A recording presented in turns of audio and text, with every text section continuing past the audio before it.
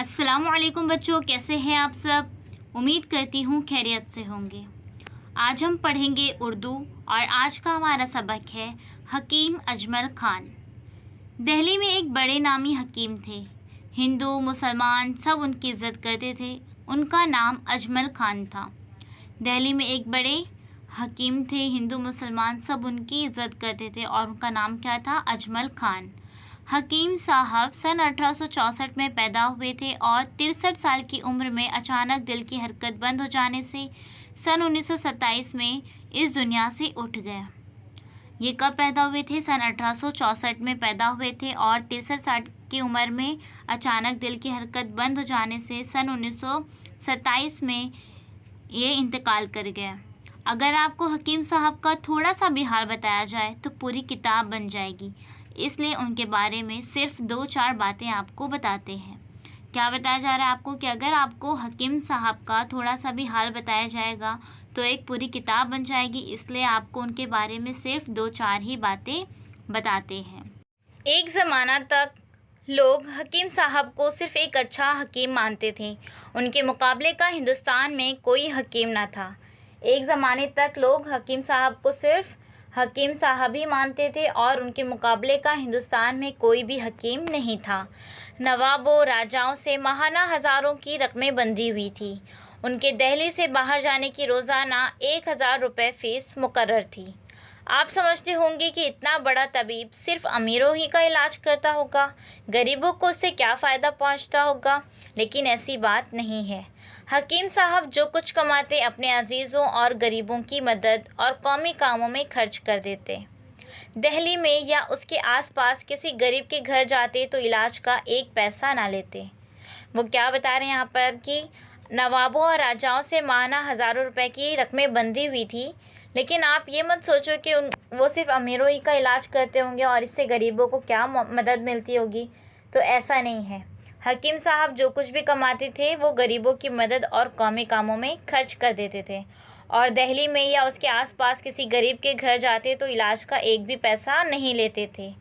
इसी वजह से वो बड़ा तबीब जो राजाओं और नवाबों के महलों में हज़ारों पर जाता, अक्सर टूटी फूटी झोपड़ियों में भी खिदमत करता नज़र आता था। क्या बता रहे हैं कि यही वजह है कि जो तबीब राजाओं और नवाबों के महलों में हज़ारों रुपए के लिए जाते थे, जिनका हज़ारों रुपया महीना बंधा हुआ था, मुकर्रर था, वो अक्सर छोटी छोटी झोपड़ियों में भी खिदमत करते हुए नज़र आते थे। इसके पास से बेशुमार गरीबों को दवाएं मुफ्त मिलती थी और यहाँ से बहुत सारे गरीबों को मुफ्त में, यानी कि जिसे आप कहेंगे फ्री में, मुफ्त में दवाएं मिलती थी, क्योंकि वो जो 1000 रुपये माहाना वहाँ से लेते थे वो यहाँ पर गरीबों में और कौमी कामों में खर्च कर देते थे। जाड़ा गर्मी बरसात हर मौसम में सुबह ठीक बजे हकीम साहब घर से निकल आते और बहुत से मरीज़ों को देखते। कभी कभी उनकी गैर ज़रूरी बातें भी सुनते, मगर पेशानी पर बल ना लाते। क्या बता रहे हैं कि जाड़ा हो गर्मी हो बरसात हो, कोई सा भी मौसम हो, हर मौसम में वो सुबह ठीक बजे घर से निकल आते और बहुत सारे मरीज़ों को देखते और कभी कभी उनकी गैर ज़रूरी बातें भी सुनते। परेशान हाल जो उनकी बातें होती थी वो भी सुनते, लेकिन पेशानी पर बल नहीं लाने देते। उनके इस आम दरबार में छोटे बड़े का फ़र्क नहीं था। जो उनका एक आम सा दरबार था वहाँ पर छोटे बड़े का फ़र्क ना था। अमीर हो के गरीब सबको बारी बारी देखते। वो अमीर और गरीब में फ़र्क नहीं करते थे। हकीम साहब बड़ी समझ बूझ के आदमी थे। उन्होंने मुल्क की सियासत में भी अमली हिस्सा लिया। वो शुरू ही से चोटी के लीडरों में गिने जाने लगे थे। सियासी कामों के साथ हकीम साहब समाजी कामों में भी खूब हिस्सा लेते थे। क्या बता रहे हैं कि वो बहुत ही समझ बूझ के आदमी थे और वो शुरू ही से चोटी के लीडरों में गिने जाने लगे थे।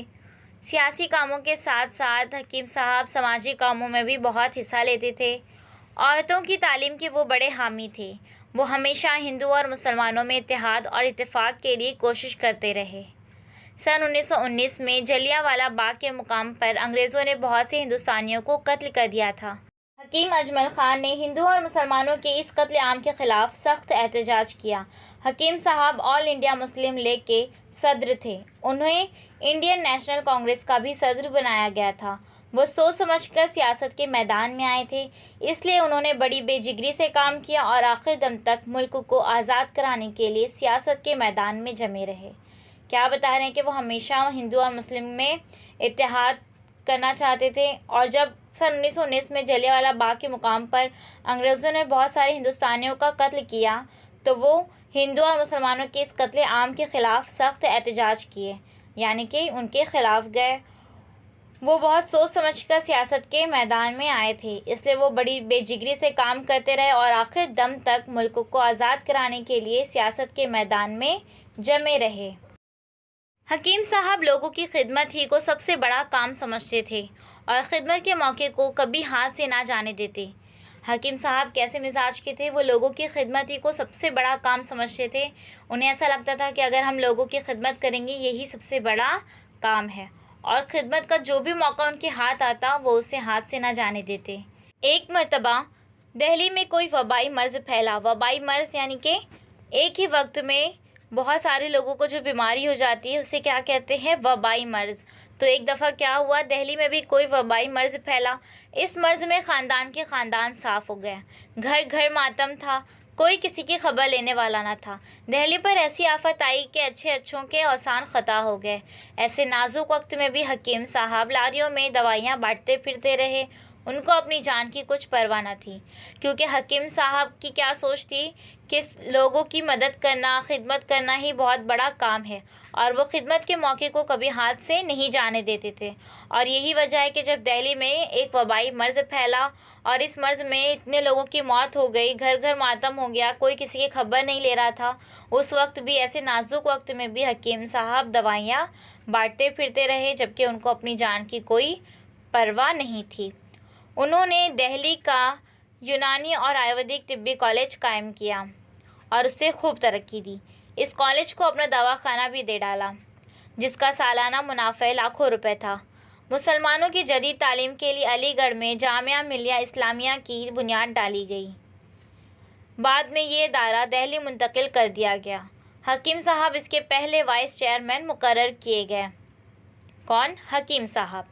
आखिरी ज़माने में वो अपना ज़्यादा वक्त जामिया मिलिया के कामों में लगाते थे। उससे उनको बहुत सी उम्मीदें थी।